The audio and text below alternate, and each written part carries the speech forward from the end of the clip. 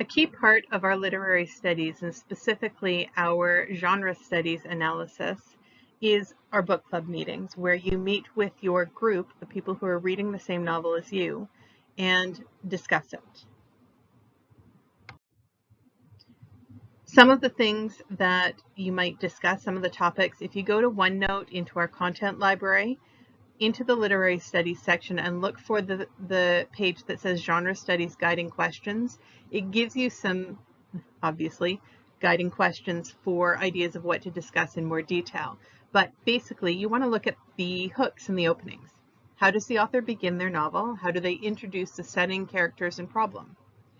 You want to look at character. How does the author develop character? What types of characters are present in the novel? Are they dynamic or static? Are they round or flat? Who's the protagonist? Who's the antagonist? What do you see when you look at character? You're going to want to look at plot, how the events in the novel progress and build from the beginning to the climax of the problem and then are resolved at the end, and what types of events occur in this particular genre. Finally, you want to look at the theme. What is the message that the author is trying to send about life through this novel? And how do they convey it? The meeting process is a specific one. What I've found in the past is that if I have you just meet and talk, you've got usually a couple of people who talk all the time and a couple of people who never talk. And depending on the groups, those numbers may change, but there are usually people who are dominating the discussion and people who are really quiet. So we use the microlab protocol in our meeting process, and there's information about this in the OneNote in the literary studies section with the genre studies. But here's how it goes. Each person takes 60 to 120 seconds, so 1 to 2 minutes, to share their thoughts about the novel. Not to share a summary of the plot, everybody should have read the novel, but what you're thinking about those topics that we talked about before. So in the first section, you might talk about your thoughts with regards to how the author began the novel. Everyone else is absolutely silent and listening. Then there's a 15-second break where everyone is silent and thinking about what the previous person said. At this point, you might make a couple of notes. If there's something that the person said that you really want to talk about, make a note for it so that you can bring it up in the discussion part of this protocol, but don't discuss it as it comes up. After these 15 seconds of silence, then the next person goes and they have 1 to 2 minutes, and then 15 seconds of silence, third person, 15 seconds of silence, fourth person. Most of your groups have 4 people. After everyone is done, and you've got that final 15 seconds of silence where you're considering what the last person said, then that's when you start actually discussing it and conversing with each other, asking questions and building on knowledge and disagreeing respectfully and those sorts of things. The discussion portion should take about 10 to 15 minutes, not including this previous 1 to 2 minutes per person. There are certain guidelines and expectations for your book club meetings. First and foremost, everybody needs to participate, not just in the individual part, but also in the discussion part of your meeting. That may mean for some of you that you need to work on being quiet and leaving space for other people to contribute something. You might ask them about their opinion or what their thoughts are on whatever it is you happen to be discussing. For others of you, that may mean that you actually have to work on speaking up, even when you're not 100% comfortable or confident in what you're saying. Come up with how you agree or disagree with something that somebody else has said, or what you've noticed about the novel or about the writing of the novel. Which brings me to the second expectation. Your focus should be not on summarizing the plot. Everybody should have read the novel. You shouldn't have to summarize. Rather, you should be focusing on the content and the writing of the novel. So you're looking at what the writer's doing, whether it works or doesn't, why it works, why it doesn't, and how you can use that to improve your own writing. You might try and clarify parts of the novel that are confusing for you, or talk about what you enjoy and why you enjoy it. Finally, when you are meeting online, you need to record those meetings and share them with me.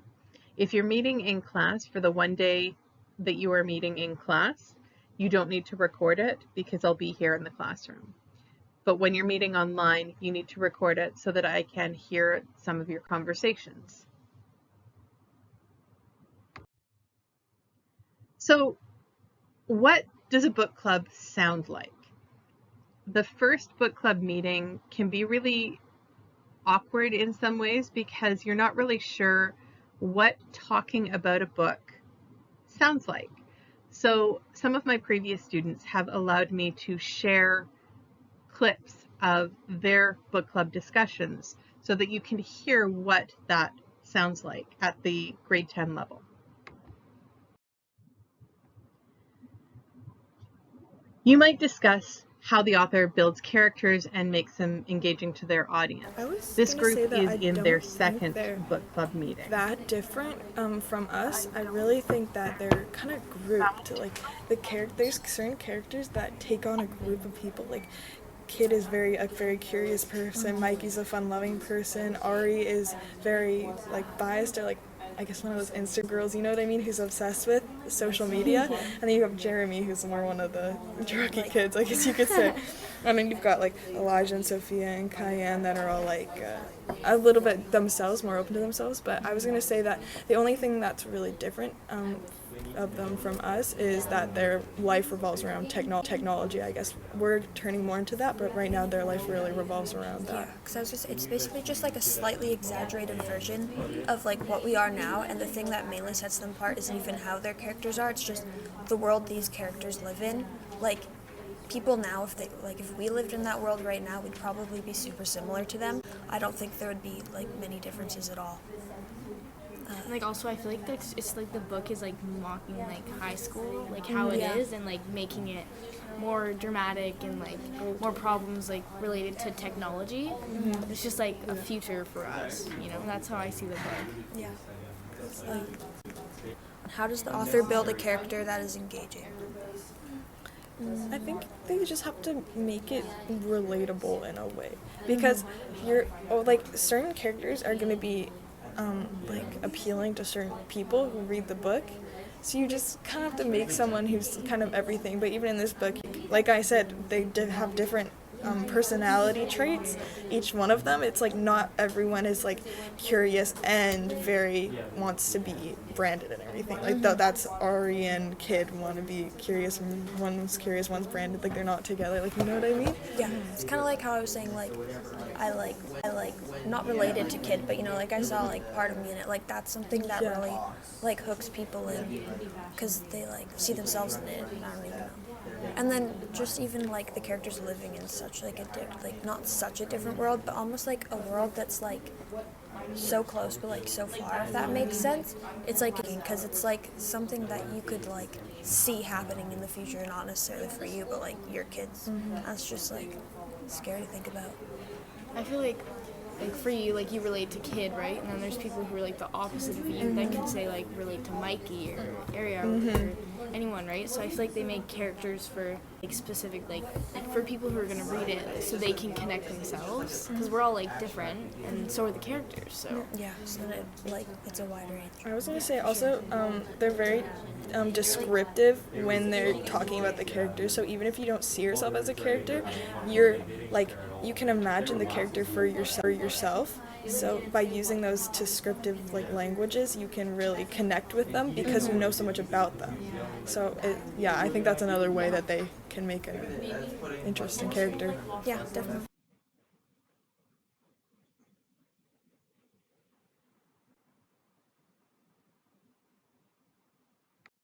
You might also discuss the reality in which the book was set, trying to understand what's going on.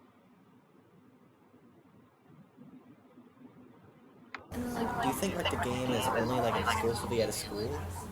I was thinking that someone could be at his school, so they more about him, and I don't know. I just how they know so much about Nick. I don't really get how that works. And then what you were talking about, how like you don't like Nick's character, like how like he's like controlled by the game. Like he just listens. Like before he was cautious of like what they were saying, but now he just like does because he doesn't want to get kicked out. So he does everything the game asks him or tells him to do. So he's like controlled by the game, and then like therefore he doesn't know when like to give up to like to do things like. He's like addicted to playing it. Like when the game kicks him out, it's really like pissed off. And then like whenever he's like not when it's like when it's him, he says like how he wants to go back to the game instead of doing like his homework. He goes back to the game. Yeah, it's like controlling his schedule, his sleep, basically his entire life, and I think that's probably why, like you were wondering why he's like mindlessly following orders. I think because like he's become so dependent on it, like his entire life, his sleep schedule, like what he, like how he eats dinner. Like once you're that tied up into the game, I think that's why you start following the orders that it gives you. So we like watched him go from like an independent like character being on his own to being really dependent on the game. So his like character like grew into this like dependence. And at the beginning there was Colin who was playing the game and Nick wasn't. And you said Nick is like a curious character. Yeah. And so why do you think Colin turned his back on Nick? And even later when he might have found out that Nick was playing the game, why do you think he still didn't want to be friends with him anymore?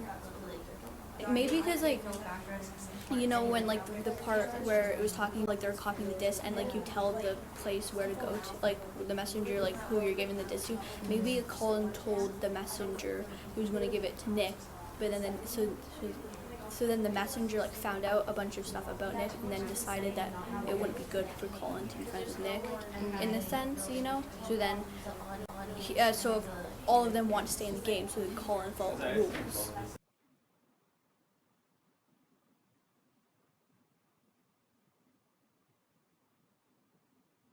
And then like Do you think like the game is only like exclusively at a school? I was thinking that someone could be at his school, so they more about him, and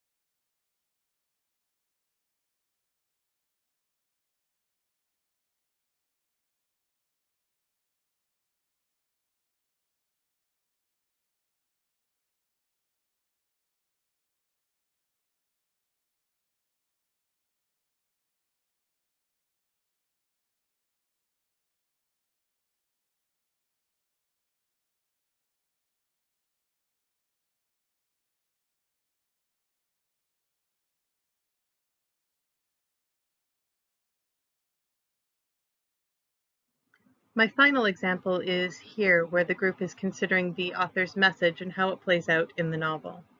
It was a little weird. It's like every time he hears music, it's just like, oh yeah, I feel like I can do anything. It's like, When the music starts up when in the the music game, starts, he like it's gets like, like oh a, yeah. he gets like an adrenaline boost. Yeah, like it's almost like the game's like attached to him. Yeah, it really is. And like the way that like his friend like ditched him. Honestly, I don't remember that, but that's No, just at the me. beginning, remember like his friend like ditched him. Oh, and Colin. Then, Yeah. Real life. So I'm thinking about a character. Okay, that makes sense. Yeah, no. So Yeah, it's like yeah, I it's get like that. why is like it's like. He was talking about how it's like really out of his character, so it's like what attachment does the game have with Yeah, you to like- make you do that?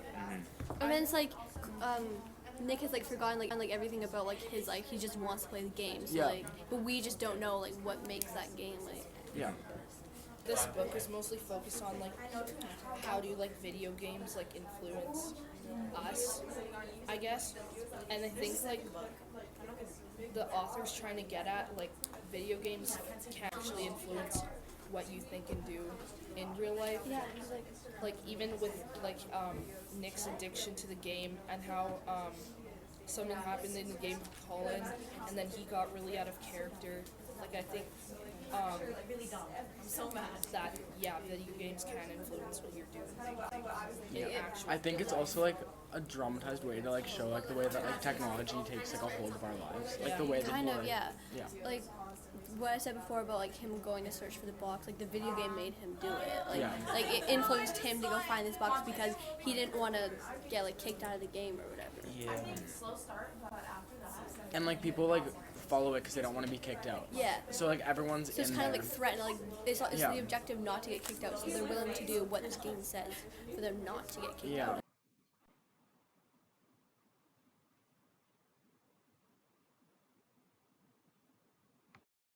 Some key things to remember for your book club meetings. Focus on understanding the content and the moves the writer is making, not on summarizing the plot. Use your discussion and this novel to help you improve your own writing, either by noticing things that worked or things that didn't in the novel, and how the author used those things. Build on each other's ideas, but don't be afraid to respectfully disagree with each other. Support whatever you're saying with specific evidence from the novel, examples and ideas from what you've been reading. And make sure that everyone has the opportunity as well as the requirement to participate in every discussion.